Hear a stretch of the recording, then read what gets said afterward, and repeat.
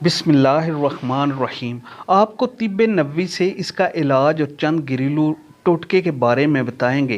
उम्मुल मोमिनीन हज़रत आयशा सिद्दीक़ा रज़ियल्लाहु ताला अन्हा फरमाती हैं कि रसूल अल्लाह सल्लल्लाहु अलैहि वसल्लम ने फरमाया, जब अल्लाह ताला कोढ़ मरीज़ पर मेहरबान होता है और उसे शफा देने का इरादा करता है तो इसे ज़ुकाम हो जाता है और इसका इलाज ना किया जाए।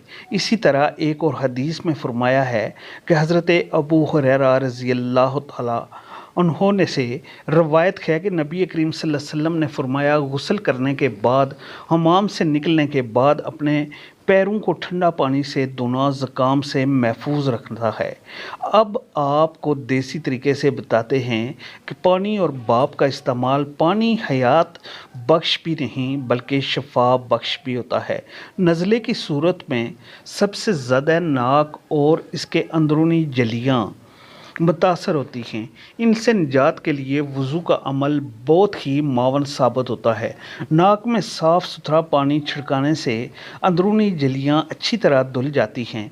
अगर नीम गर्म पानी और नमकीन हो तो इसे ज़रा अंदर चढ़ाकर बंद नाक आसानी से खोला जा सकता है और नमक की वजह से नाक में न सिर्फ वर्म दूर होता है बल्कि वायरस की खासी तादाद घुल कर खारिज हो जाती है, जिससे बड़ा आराम मिलता है और मर्ज़ की शिद्दत में कमी आ जाती है।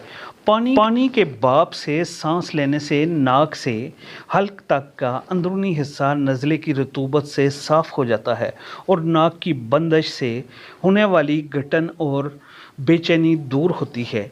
ये अमल बहुत आसान है। किसी साफ़ सुथरी पतीली में 3/4 पानी भरकर इसे उबालें। इसे एहतियात से किसी मेज़ पर रख कर सर के ऊपर कोई साफ़ कपड़ा रख लें या तौलिया लपेटकर उठती भाप की तरफ चेहरा झुकाकर इसमें गहरे सांस लेते रहें और इसमें यूकालिप्टस यानी सफ़ेदे का दरख्त का आयल की चंद बूंदें शामिल कर लीजिए तो नाक खुलने और वायरस निकलने का अमल और भी मौसर हो जाता है।